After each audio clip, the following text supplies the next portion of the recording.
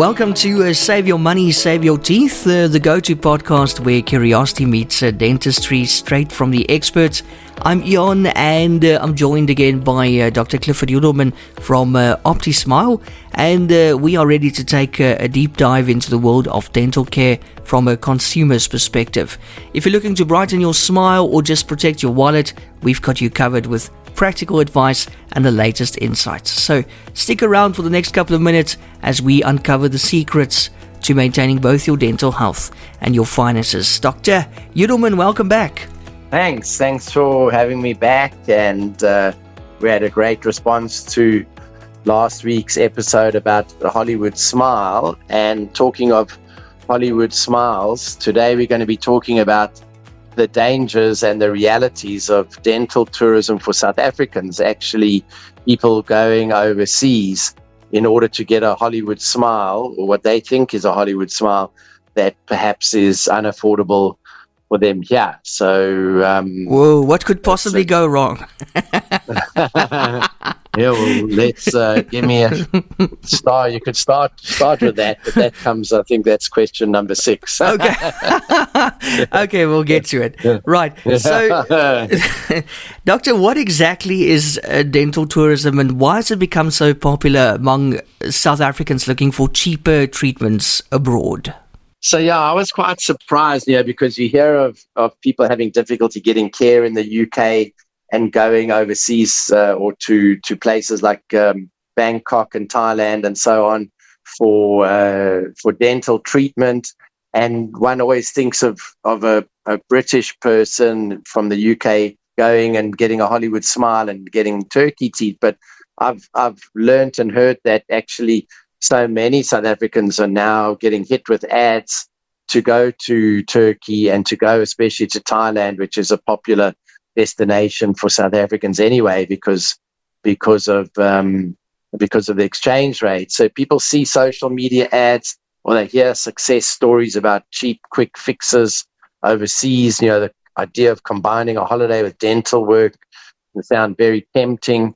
There's this perception that all dentists around the world follow the same standards, which can lead to unrealistic expectations. So be warned, whether you're from the UK going to Thailand or Bangkok, or whether you're from South Africa, this actually applies to both. Yeah. And could you explain some of the main risks or drawbacks that people might face when traveling overseas, say to Turkey or Thailand for dental work? So it's funny, we're talking about Turkey and Thailand, but I practiced in California for 16 years. And a lot of Americans go across the border to Mexico. This has been happening for well over 30 years. I was in America, in San Diego, from 86 to 2002. I was there for 16 years. And when you go over the border to Tijuana, there's these painted donkeys and tequila places and so on, and tattoo parlors, etc. And then there's also all these sort of backstreet dentists. I think it's become a lot more sophisticated since then, but dental tourism has been around for a long time. And we saw back then, that there's very different standards and regulations. So there's different levels of safety and quality. Language barriers can often cause miscommunication about treatment plans. A rush timeline, that's the biggest one. Rush timeline can overlook important details like healing or proper post-op care, or even giving, if it's a laboratory case, giving the technician enough time to do a great job. Something that can usually be done quite quickly over a week or 2 weeks. So you try and compress that into 1 day or 2 days, you can end up having problems. And we mentioned last week's episode about Hollywood smiles, because often people are going overseas for cosmetic or elective work, but there are a lot of cases where people are getting implants or getting their teeth all extracted and getting all on 6 or all on 4 dentures and so on. But in this case, I think we're mainly speaking about cosmetic work and just rushing into it. More to come later in this podcast. So price, I would imagine, is often the biggest attraction, but what hidden or long-term costs should people consider before booking that flight? So follow-up visits or corrective treatments can be more expensive in the long run. So a big problem now in the UK especially is people going over to let's in this case say Turkey, getting extensive work done that in some cases isn't done very well, or they end up filing the teeth down too much where they think they're getting veneers and they end up with their teeth filed into little points. If you Google Turkey teeth or you go on YouTube, there's lots and lots of videos of people taking videos of what their teeth look like before the crowns or veneers are put on, and they look like tiny little points. Even if you're getting a crown done, say in South Africa or in the UK, we would never file the teeth that much. So there's different standards, and when you get back, if you coming from the UK and you come back to UK and a few of these teeth start bothering you, there's statistics now that people, it's costing them a fortune. In many cases, they couldn't afford the treatment in the first place, which is why they went overseas. And now they come back and the dentists are going to charge them even more to fix the problem, because, you're not going to fly all the way back, or in some cases you have to because you can't afford to fix it back home. And the same is for South Africans. You fly all the way to Bangkok and you do something for maybe, let's say in this case, because South Africa, the treatment's fairly cost effective compared to, say, UK or US, and you get your treatment done and you save 30% or 50%, and you come back here, you might end up having to go back again because flights, accommodation, time off of work, it all adds up, even if the initial price tag seems low. And, there's unexpected complications, and like having root canals or even losing teeth and getting implants. And there, you come home with 28 new veneers or crowns, and before you know it, 2 or 3 of these teeth need to be pulled out. What if it's a front tooth? One implant in the front could cost you 40,000 Rand just for one tooth, when, that's probably more than what you paid for your flight and your accommodation. Yes, exactly. Beyond cost, how can factors like language barriers or even different medical standards impact the outcome of a patient's treatment? So not fully understanding your dentist's advice can lead to misunderstandings about aftercare. Some clinics may use lower quality materials or take shortcuts to keep costs down. A lot of the time it is commercially driven, especially if they're touting on Instagram, or you're getting hit all the time with ads. There's middlemen and people that will be getting commissions. It should always be very transparent. I mean, you don't mind paying an extra 6 or 8% to someone that helps to organize your trip or helps you with all the bookings. It's just like a concierge service. But you have to be careful about kickbacks where somebody is getting maybe 50% of whatever you're paying. You think you're getting a deal, but meantime, you're paying double the local rate. And then in that case, the clinic may be even using lower quality materials, and there's other things going on that you don't know about. So just beware. And if something goes wrong, local legal protection or recourse may be limited compared to at home. If something goes wrong in South Africa, most dentists would be happy to correct a problem or to redo a veneer or a crown if it falls off a few weeks later. But if you come back from Bangkok and you've had 20 veneers done and 3 fall off, what are you going to fly back just to get those glued on? Yeah. It's there's a lot of things you have to think about. Absolutely, but I think some patients assume that the results will be the same everywhere. So what are the potential differences in training, materials and follow-up care, doctor? So dentists train under different curricula at university. There's different accreditation bodies around the world. In South Africa, you're looking at 5.5, 6 years at all the local dental schools. You have to register with the correct registration with the dental board. In the case of South Africa, it's the HPCSA, the Health Practitioners Council of South Africa. Even our dental assistants all have to be registered and take at least 1 year course. If you're a specialist, then you have to register as a specialist. There's a lot of accreditation that goes on in South Africa. When you go to Turkey or to Bangkok, you have no idea that the dentist might have just gone to a dental school somewhere in India for 18 months or 2 years. You don't know how they registered, sometimes they put that they went to some fancy training in Las Vegas at the Las Vegas Institute, which might just be a 1 month course on how to do veneers. It's not a full dental training. So if there's a lot of these different courses and certificates that they're flaunting to try to make you think that they're accredited, that's when you've got to start asking questions. Even just in Cape Town or in Joburg, there's very different qualities of materials for veneers and implants, which can affect your ability from one dentist to the next, even in your hometown, never mind overseas.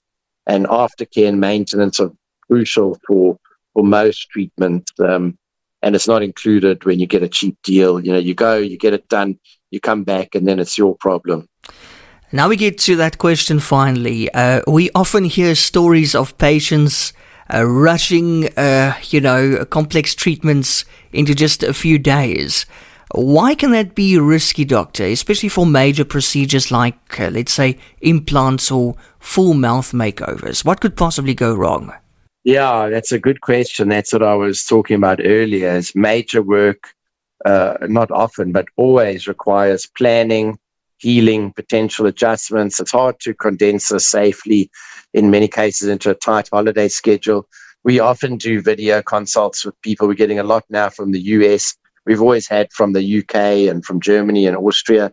People need to have a realistic expectation. A lot of the patients we see from overseas, and we do see a lot now, they're patients that come here over the summer. They might spend anywhere from 3 or 4 weeks up to 3 or 4 months, and then they come back next year and the year after. So we can check on them and maintain their treatment, and that's fantastic. That's what we're going to talk about in our next episode, is about people coming from overseas, to South Africa. So stay tuned. But if you're going overseas and you haven't sent scans and X-rays and things ahead, and you arrive there, and it's the first time they're seeing you, and they're diagnosing and quoting you and doing the planning and doing the treatment all in a day or 2 days, I can guarantee that's way too rushed. You can never do these things in just a few days. We will sometimes do things on a shorter notice or less planning, but we get the patient to get scans and X-rays and everything overseas, and we do several video consults. I spoke to a patient yesterday for nearly an hour. It's a gentleman from Ohio that is originally from South Africa, has been living in Ohio for the last 35 years, and he wants to come to South Africa to get 5 implants. He was a friend of my late dad from the Johannesburg Camera Club, and I went through everything with him. And in the end, I referred him to a prosthodontist, a board-registered prosthodontist specialist. I gave him the name of 3 specialists in Ohio to go for proper planning and treatment and a quote, and then to send all those X-rays and scans and quotes and everything to us ahead of time, so we know what we're talking about. And even then, we wouldn't have him here for just 1 or 2 days. But there are ways to shorten your treatment time in country. But a lot of the time for those extensive treatments, I always try to put patients off and tell them to have it done at home, to be honest. All right. And now, talking about aftercare, I mean, obviously it's very important. How important is it now when someone returns home? And what happens if there are complications or, as you said earlier, adjustments are needed after they've left the clinic overseas? Yeah, so proper aftercare is often the difference between successful outcome and chronic issues. Traveling back for minor tweaks will definitely be costly and inconvenient. And local dentists might charge more to fix the work they didn't do, adding to overall expenses. So that's definitely the case. If we get someone coming from overseas or even from they've gone and had something done overseas and there's problems, and we need to do bite adjustments or replace something, it's going to end up costing a lot more than if they had the work done with us originally. Even if it's 2, 3, 4, 5 years ago, we actually warranty our own work for 5 years, and then we've got a reduced warranty between 5 and 10 years. I have a patient that got all his teeth done in my practice by one of my associates 7 years ago, and he likes eating lollipops, and he doesn't learn his lesson, and he's broken off a few. He got traditional Emax veneers, but you can pop them off if you don't listen to the instructions, like biting on lollipops. And anyway, he's now gone and broken another one, and we doing it for him. In this case, it's 7 years. We're not doing it for free, but he'll pay a very reduced fee. But if he had all his work done overseas, each and every one of those ones that he's gone and broken, he would have paid full price. And if he went somewhere like Bangkok or Turkey and he got it done for half price in the first place, he would have paid a lot of money by now.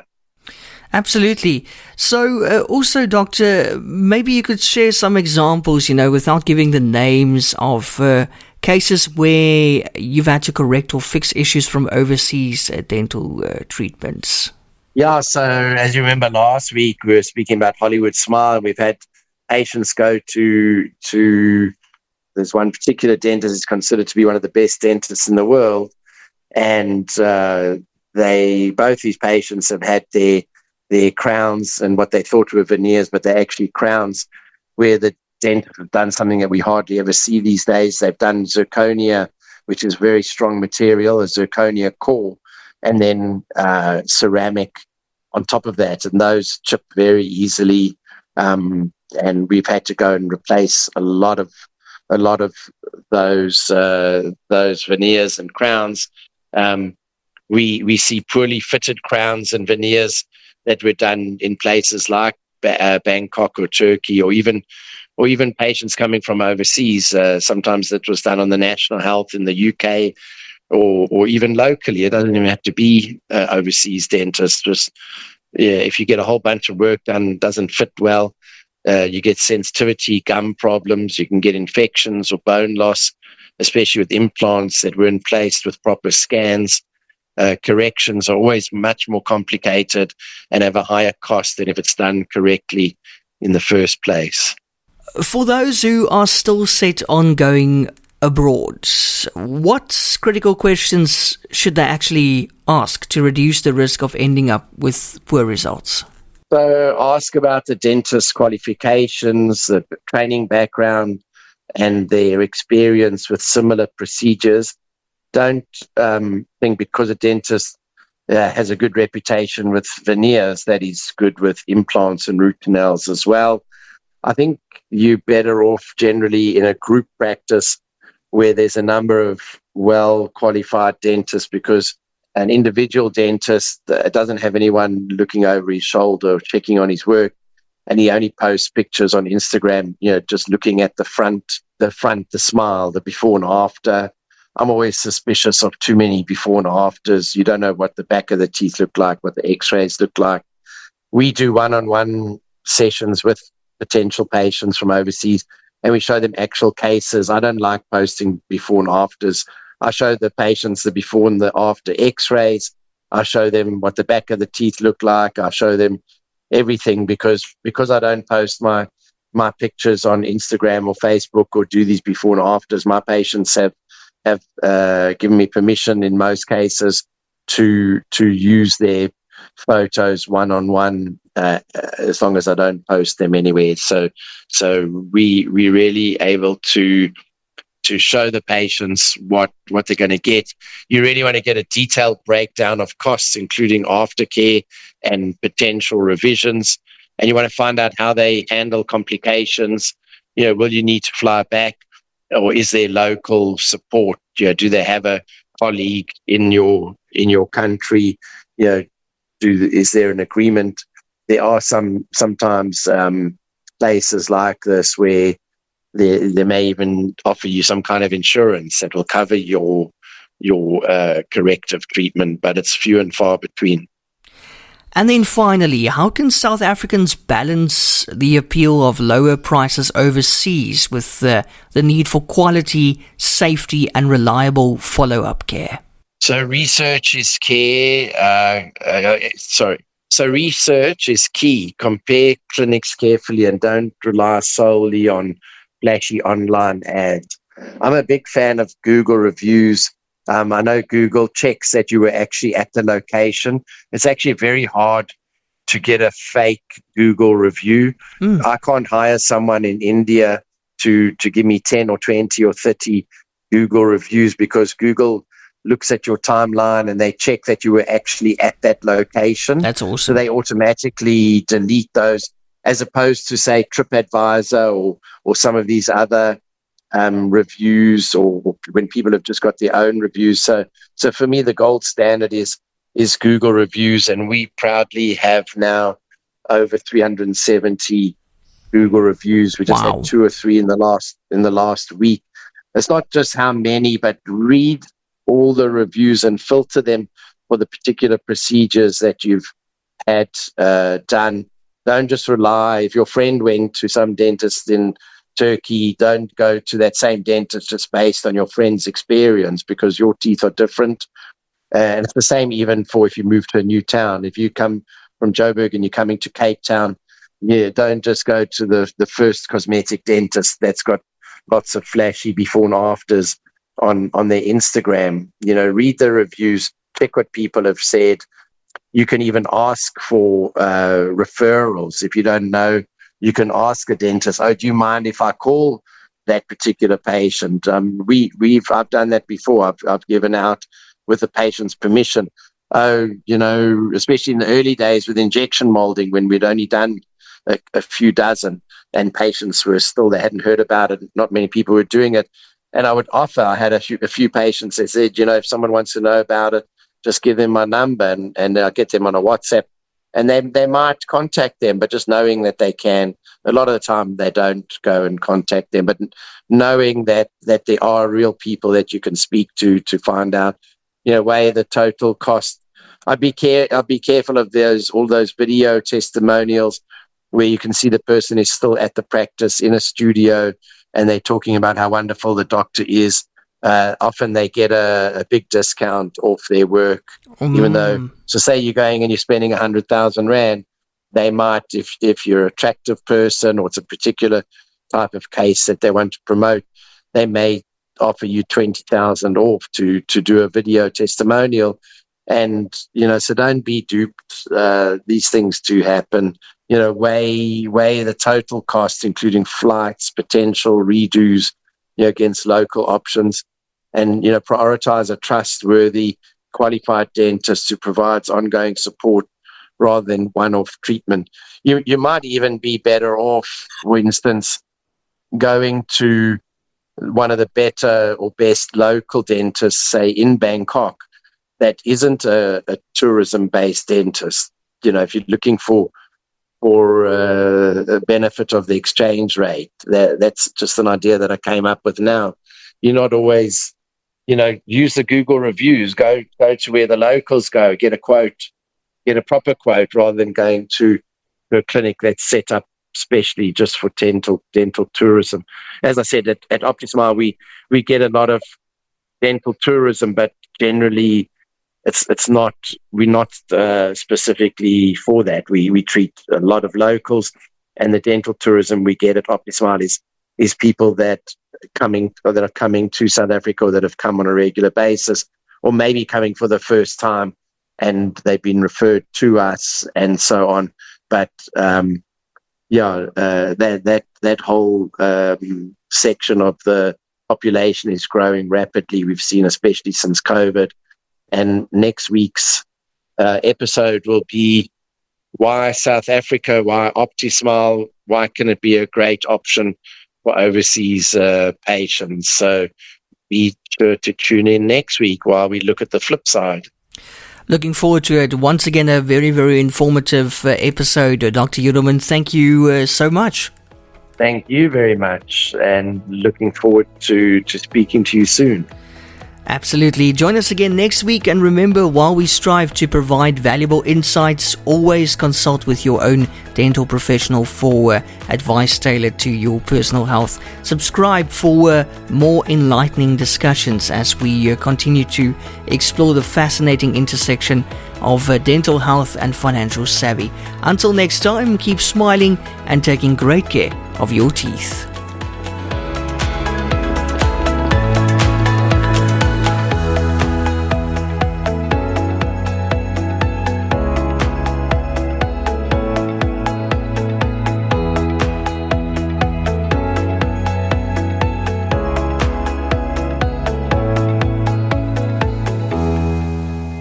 Discover the world of dental excellence with OPTISMILE.